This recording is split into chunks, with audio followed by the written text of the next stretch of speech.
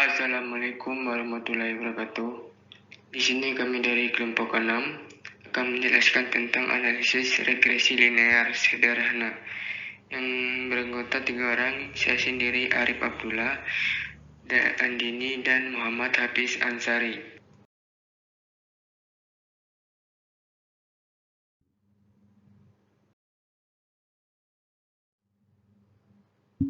Analisis regresi sederhana bertujuan untuk mengetahui pengaruh dari suatu variabel terhadap variabel lainnya. Pada analisis regresi, suatu variabel yang mempengaruhi disebut variabel bebas atau independen variabel, sedangkan variabel yang dipengaruhi disebut variabel terkait atau dependent variabel. Jika persamaan regresi hanya terdapat satu variabel bebas dengan satu variabel terkait, maka disebut dengan persamaan regresi sederhana. Jika variabel bebas lebih dari satu, maka disebut dengan persamaan regresi berganda. Pada regresi sederhana, kita dapat mengetahui berapa besar perubahan dari variabel bebas dapat mempengaruhi suatu variabel terkait. Variabel yang mempengaruhi disebut dengan berbagai istilah: variabel independen, variabel bebas, variabel penjelas, variabel explanatory, atau variabel X karena dalam grafik sering digambar sebagai absis atau sumbu X. Variabel yang dipengaruhi dikenal sebagai variabel dependen, variabel terikat, atau variabel Y. Kedua variabel ini dapat merupakan variabel acak random, namun variabel yang dipengaruhi harus selalu variabel acak. Analisis regresi adalah salah satu analisis yang luas pemakaiannya. Analisis regresi digunakan untuk melakukan prediksi dan ramalan. Analisis regresi juga digunakan untuk memahami variabel-variabel bebas mana saja yang dapat berhubungan dengan variabel terikat, serta mempengaruhi bentuk hubungan tersebut. Tujuan analisis regresi untuk mendapatkan pola hubungan secara matematis dan variabel X dan variabel Y, dan untuk mengetahui besarnya perubahan variabel X terhadap variabel Y.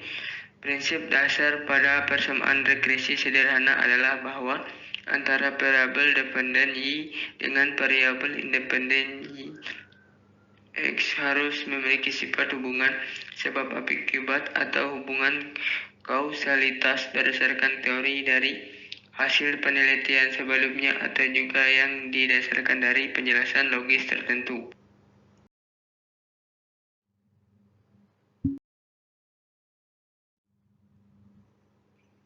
Uji hipotesis untuk koefisien. Uji hipotesis menggunakan uji koefisien regresi sederhana Pivot digunakan untuk mengetahui apakah variabel independen X berpengaruh secara signifikan terhadap variabel independen Y. Signifikan berarti berpengaruh yang terjadi dapat berlaku untuk populasi.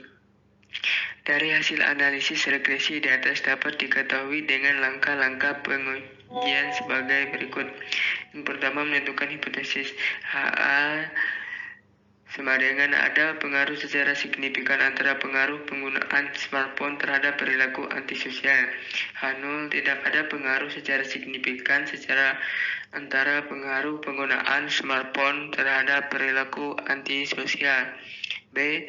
Membandingkan taraf signifikan Pavlov dengan galatnya. Jika signifikan lebih besar 0,05 maka H0 diterima. Jika signifikansi lebih kecil 0,05 maka H0 ditolak.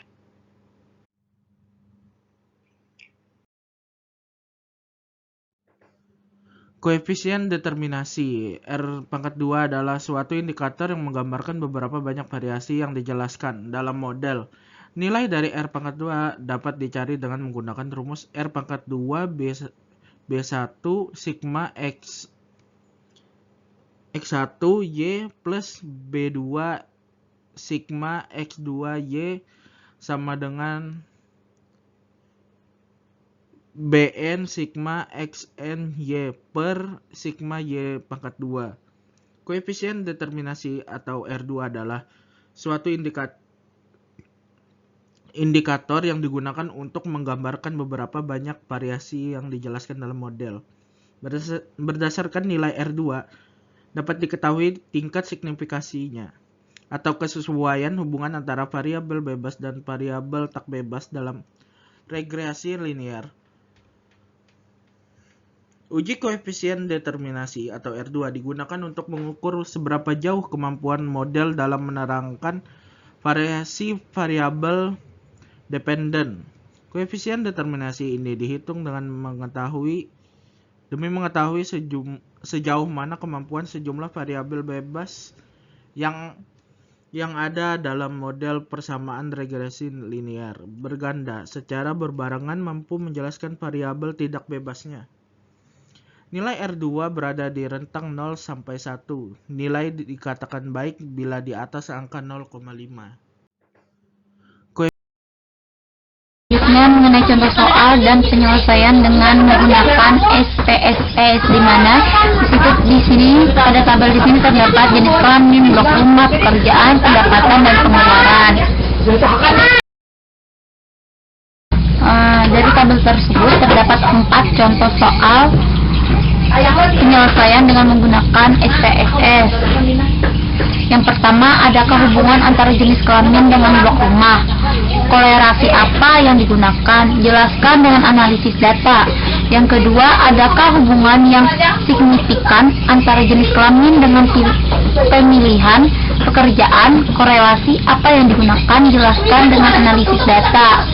Yang ketiga, adakah hubungan yang signifikan antara pekerjaan dengan pendapatan? Korelasi apa yang digunakan? Jelaskan dengan analisis data. Yang keempat, apakah terdapat hubungan antara tingkat pengeluaran dengan pendapatan? Korelasi apa yang digunakan? Jelaskan dengan analisis data.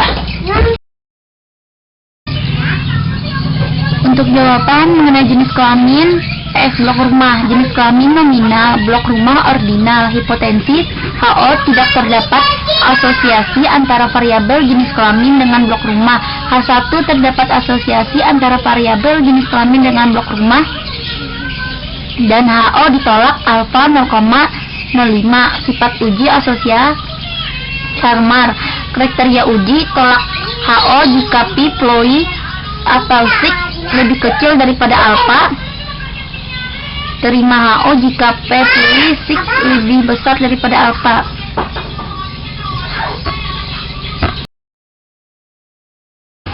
Nah, di sini juga terdapat rumusan mengenai si Coar asosiasi Kramer. Dan juga di sini ada hasil uji jenis kelamin PS blok rumah yang terdapat pada tabel tersebut. Nah, di sini dapat dilihat kan, didapatkan nilai P Ploy 0,03. P Ploy atau sig sama dengan 0,03 lebih besar alfa 0,05, maka HO ditolak dan H1 diterima. Jadi, di sini dapat diambil kesimpulan dengan tingkatan kepercayaan 95% terdapat asosiasi antara variabel jenis kelamin dengan blok rumah.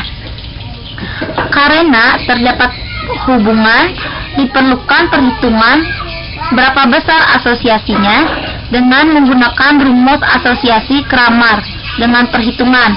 Di sini terdapat rumusannya. Maka dari hasil perhitungan didapatkan bahwa nilai koefisien asosiasi Kramer menunjukkan keeratan hubungan sebesar 0,180 dan termasuk asosiasi sangat rendah.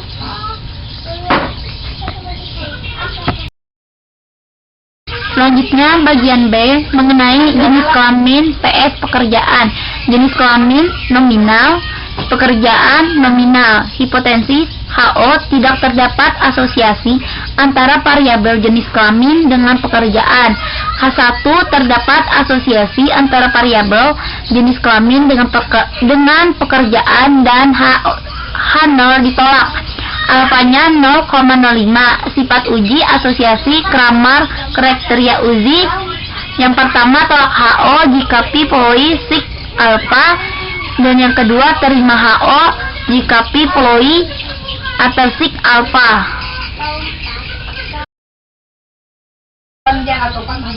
Nah, di sini kita dapat melihat rumusannya, bisa dilihat kan kawan-kawan?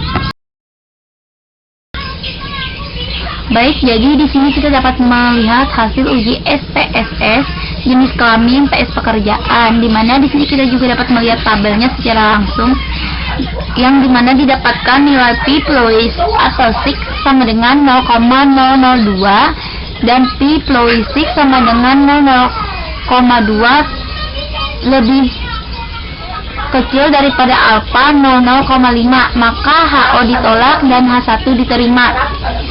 Kesimpulannya, dengan tingkat kepercayaan 95% terdapat asosiasi antara variabel jenis kelamin dengan pekerjaan. Karena terdapat hubungan, diperlukan perhitungan beberapa besar asosiasinya dengan menggunakan rumusan asosiasi Kramer dengan perhitungan. Maka dari hasil perhitungan didapatkan bahwa nilai koefisien asosiasi menunjukkan keeratan hubungan sebesar 1 dan termasuk asosiasi sangat kuat. Dan bagian C mengenai pekerjaan PS pendapatan. Pekerjaan nominal pendapatan rasio HO tidak terdapat asosiasi antara pekerjaan dengan pendapatan, sedangkan H1 terdapat asosiasi antara pekerjaan dengan pendapatan. Toleransi kekeliruan adalah 5% atau 0,05. Statistik uji asosiasi ETA. Jadi di sini kita dapat melihat rumusannya dengan kriteria uji. Tolak HO jika P Ploy Sig lebih kecil daripada alfa, dan terima HO jika Pi Ploy lebih besar daripada alfa. Dari hasil perhitungan dengan SPSS didapat nilai ETA atau ETA sama dengan 0,956 dan Pi Ploy sama dengan 0,956 lebih besar daripada alfa sama dengan 0,05, maka HO diterima dan H1 ditolak. Dari kesimpulan, dengan tingkat kepercayaan 95% tidak terdapat asosiasi antara variabel pekerjaan dengan pendapatan dengan tingkat signifikasi sebesar 4,78667. Jadi selanjutnya di sini mengenai pengeluaran PS pendapatan. Pendapatan interval, pengeluaran interval. HO min 1, R sama dengan 0, X1. Tidak ada hubungan antara pengeluaran dengan pendapatan. H1 min 1 sama dengan R tidak sama dengan 0, X1 ada hubungan antara pengeluaran dengan pendapatan. H0 min 2 R sama dengan 0, tidak ada hubungan antara pengeluaran dengan pendapatan.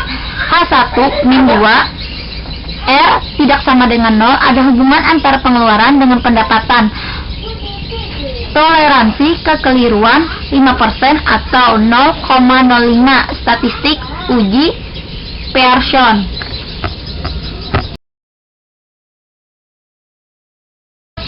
Di sini terdapat rumusan Pearson dan kriteria uji. Tolak HO jika Pi Ploy atau Sig lebih kecil daripada alfa, dan diterima HO jika Pi Ploy lebih besar daripada alfa. Jadi di sini kita dapat melihat ya kawan-kawan mengenai tabel korelation terdapat pendapatan dan pengeluaran.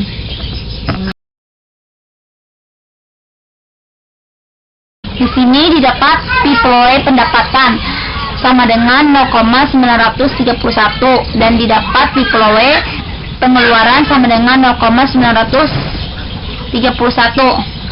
Korelasi jika suatu hubungan tidak sama dengan 0 maka dapat dikatakan terjadi hubungan. Perhatikan baris-baris Pearson korelation di mana dihasilkan hasil-hasil berikut.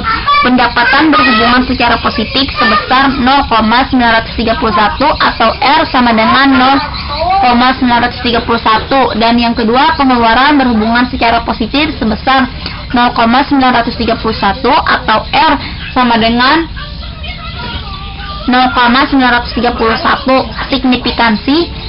Signifikansi biasa ditentukan lewat baris sig atau 2 Taylor jika nilai sig atau 2 Taylor lebih kecil dari 0,05 maka hubungan yang terdapat pada R dianggap signifikan. Hasil uji signifikansi di atas adalah nilai R hubungan pengeluaran dengan pendapatan adalah 0,000, artinya 0,00 lebih kecil daripada 0,05. Korelasi antara kedua variabel signifikan.